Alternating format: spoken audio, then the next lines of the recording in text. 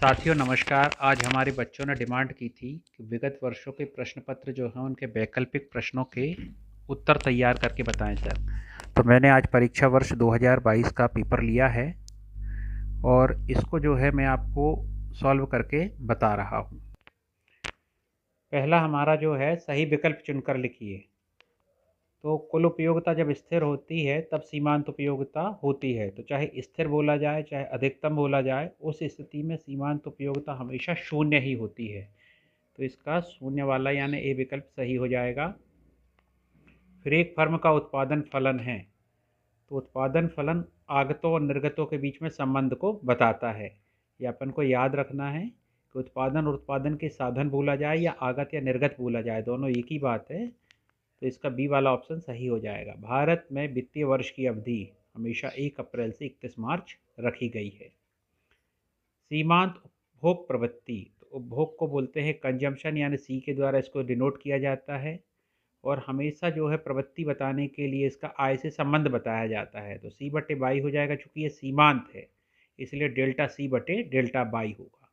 अगर ये औसत होती, औसत उपभोग प्रवृत्ति, तो हमेशा बाई सी बटे बाई लिखा जाता, डेल्टा यहाँ नहीं लिखा जाता, ध्यान रखना है। अब कीमत स्वीकारक व्यवहार किस प्रतियोगिता की विशेषता है? तो ये है पूर्ण प्रतियोगिता की। पूर्ण प्रतियोगिता पर मैंने एक सेपरेट वीडियो बनाया है, इसमें कीमत स्वीकारक व्यवहार का प्रयोग किया जाता है। आधुनिक अर्थशास्त्र के जनक के रूप में जाना जाता है तो एडम स्मिथ को जाना जाता है। 1776 में इन्होंने पुस्तक लिखी थी और अर्थशास्त्र का एक वैज्ञानिक तरीके से वर्णन प्रस्तुत किया था। फिर रिक्त स्थानों की पूर्ति कीजिए। औसत संप्राप्ति, तो औसत बराबर हमेशा कुल बटे मात्रा होता है। चूंकि संप्राप्ति है तो कुल संप्राप्ति लिखी जाएगी। अगर औसत लागत होती तो कुल लागत हो जाता है, यहाँ पे औसत उपयोगिता होती तो कुल उपयोगिता लिखा जाता। तो औसत बराबर कुल बटे मात्रा रहेगी। अब जो भी यहाँ शब्दावली का यूज होगा वो यहाँ पे साथ में लिख जाएगा कुल के। अब किसी वस्तु अथवा सेवा की सरकार द्वारा निर्धारित कीमत की ऊपरी सीमा को क्या कहते हैं? तो उच्चतम निर्धारित कीमत कहते हैं। जैसे राशन दुकानों में आपने देखा होगा अनाज वगैरह कम मूल्य पर प्राप्त होता है, शक्कर, मिट्टी का तेल वगैरह। इसके बाद अगला है पूर्ण प्रतियोगिता में प्रत्येक फर्म। तो पूर्ण प्रतियोगिता पे अपना वीडियो है। पूर्ण प्रतियोगिता ही ऐसी विशेषता है, काल्पनिक है, जिसमें समरूप वस्तु का उत्पादन और विक्रय किया जाता है। फिर भारत का केंद्रीय बैंक बोला गया है, कौन है? तो रिजर्व बैंक ऑफ इंडिया है, शॉर्ट में आरबीआई भी आप लिखेंगे तो 1 नंबर आपको मिल जाएगा। इसके बाद अल्पाधिकार में विक्रेताओं की संख्या, तो अल्प मतलब थोड़ी होती है, आप अल्प लिखें तब भी आपको नंबर मिल जाएगा। अगर थोड़ा थोड़ी लिखते हैं तो भी मिल जाएंगे, कम लिखते हैं तो भी मिल जाएंगे। तो पर्यायवाची शब्दों का आप प्रयोग कर सकते हैं। विदेशी विनिमय दर को फॉरेक्स दर भी कहते हैं और मुद्रा विनिमय दर भी कहते हैं। तो किसी एक का अपन को यूज करना है, दोनों साथ में नहीं लिखना है।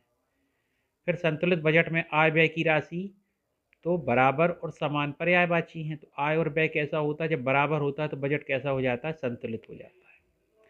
अब हम आते हैं सत्य असत्य पे। अवसर लागत को आर्थिक लागत भी कहते हैं, तो आर्थिक लागत भी कहते हैं और वैकल्पिक लागत भी कहते हैं। तो ये हमारा सत्य हो जाएगा। फिर वस्तु एवं सेवा कर, जिसे जीएसटी कहा गया है, एक राष्ट्र एक कर एक बाजार की अवधारणा पर आधारित है। तो बिल्कुल सत्य है। जो भी दरें हैं पूरे देश में एक समान लागू की जाती हैं। भारतीय रिजर्व बैंक बैंकों का अंतिम ऋणदाता है। इसे बैंकों का बैंक भी कहा जाता है, केंद्रीय बैंक को। और ज़रूरत पड़ने पर यह बैंकों को ऋण भी उपलब्ध कराता है। तो ये सत्य कहलाएगा। यदि किसी कीमत पर बाजार पूर्ति बाजार मांग से अधिक है, कौन है अधिक? बाजार पूर्ति। तो क्या कहलाएगी? ये कहलाएगी अधिपूर्ति, लेकिन लिखा हुआ है अधिमांग, इसलिए यह असत्य होगा। दो अनादिमान वक्र एक दूसरे को काटते हैं। तो अनादिमान वक्र, तटस्थ वक्र, उदासीनता वक्र एक ही है। इस पर अपना वीडियो भी है। तो एक दूसरे को ये कभी नहीं काट सकते हैं, इसलिए यह असत्य होगा। और बाजार मांग वक्र औसत संप्राप्ति वक्र है। हाँ, ये बिल्कुल सही बात है। ए आर बराबर पी हमने लिखा हुआ है, या पी बराबर ए आर। अब सही जोड़ियां बनाते हैं। तो जोड़ियां बनाने मैंने पहले भी वीडियो में बता रखा है अपने कि अपन को क्या करना है कि एक साइड के तो पूरे लिख लेना है अपन को। से आ लिखा हुआ है तो इसके पूरे लिख लीजिए सामने के। बा में जब आप परीक्षा में जोड़ी बनाएंगे तो बिल्कुल सही सही सामने वाला लिखिए। आप यहाँ लिख दीजिए सही उत्तर। जैसे स्थानापन्न वस्तु, स्थानापन्न वस्तु कौन होती हैं? जिनका प्रयोग हम एक दूसरे के स्थान पे करते हैं, जैसे चाय और कॉफ़ी। एक बार में आप चाय यूज करेंगे या कॉफ़ी यूज करेंगे। पूरक वस्तु, पूरक वस्तु कौन होती हैं? जो मिला जुला के यूज करते हैं, जैसे कार एवं पेट्रोल। अकेला किसी काम का नहीं है, कार अकेली काम की नहीं है, पेट्रोल अकेला काम का नहीं है, दोनों यूज करेंगे तभी काम में आते हैं। मूल्य ह्रास पूंजीगत वस्तुओं में पाया जाता है, समय के साथ इसके मूल्य में कमी होती है। तो मूल्य ह्रास की पूर्ति के लिए प्रतिस्थापन व्यय यानी उसकी जो हमारा पूंजीगत परिसंपत्ति यथावत रहे, निरंतर काम करते रहे, तो उस पर जो खर्च करना पड़ता है उसको बोला जाता है प्रतिस्थापन व्यय, और मूल्य ह्रास एक ही चीज़ हो जाएंगी। अंतिम वस्तु, इधर अंतिम उपभोक्ता, अंतिम वस्तु कौन यूज करता है? अंतिम उपभोक्ता करता है। फिर कीन्स का आय विश्लेषण, ये क्या है? अल्पकालीन है। दीर्घकालीन में तो कीन्स कहते हैं हम सब मर जाते हैं, तो उनकी धारणा तो अल्पकालीन की ही है। फिर निवेश, निवेश को अपन भौतिक पूंजी स्टॉक भी कहते हैं। अब इसके बाद एक वाक्य में उत्तर दीजिए। तो विश्व बैंक की स्थापना कब हुई थी? तो जब हमारा द्वितीय विश्व युद्ध खत्म हुआ था तो उस समय लगभग सभी जो बड़े बड़े देश थे उनकी अर्थव्यवस्थाएं चरमराई हुई थी। उसी स्थिति को सुधारने के लिए अंतर्राष्ट्रीय मुद्रा कोष और विश्व बैंक दोनों की संयुक्त स्थापना हुई थी जुलाई 1944 में। तो किसी वस्तु की मांग और कीमत में किस प्रकार का संबंध पाया जाता है? ये मांग का नियम जिसको पता है, याद है अच्छे से, कि अन्य बातें समान रहने पर मांग और कीमत में हमेशा विपरीत संबंध पाया जाता है। अवसर लागत क्या है? किसी साधन का वह वैकल्पिक लागत है या सर्वश्रेष्ठ विकल्प है जिसका उसने वर्तमान प्रयोग के लिए त्याग कर दिया है। यानी आप अपना सर्वश्रेष्ठ चुनते हो, दूसरा जो सर्वश्रेष्ठ था उसका त्याग करते हो वर्तमान के लिए, तो वो आपकी अवसर लागत बन जाती है। फिर श्रम बाजार में मजदूरी दर का निर्धारण कैसे होता है? तो श्रम की मांग और श्रम की पूर्ति की शक्तियों द्वारा होता है। इसके बाद हम देखेंगे समष्टि अर्थशास्त्र के प्रमुख क्षेत्र। तो कई गाइडों में मैंने देखा, परीक्षार्थियों में, तो उसमें क्या है, समष्टि अर्थशास्त्र के क्षेत्र की जगह समष्टि अर्थशास्त्र के अंतर्गत अर्थव्यवस्था के क्षेत्र बता दिए गए हैं। फर्म क्षेत्र होता है, उत्पादक क्षेत्र होता है, सरकारी क्षेत्र होता है और बाह्य क्षेत्र होता है। लेकिन समष्टि अर्थशास्त्र के प्रमुख क्षेत्र अगर आप कहीं भी सर्च करें तो आपको ये पता चलेगा कि क्षेत्र वो कहलाते हैं जिसका इसके अंतर्गत अध्ययन किया जाता है। किसके अंतर्गत? समष्टि अर्थशास्त्र के अंतर्गत। तो समष्टि अर्थशास्त्र के अंतर्गत किसका अध्ययन किया जाता है? राष्ट्रीय आय का किया जाता है, बुक उठा के देखिए।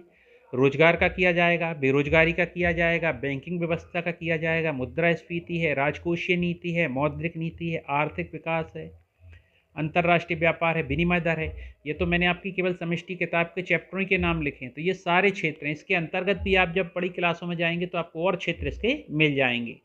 तो मेरे अनुसार समष्टि अर्थशास्त्र के प्रमुख क्षेत्र यही होंगे।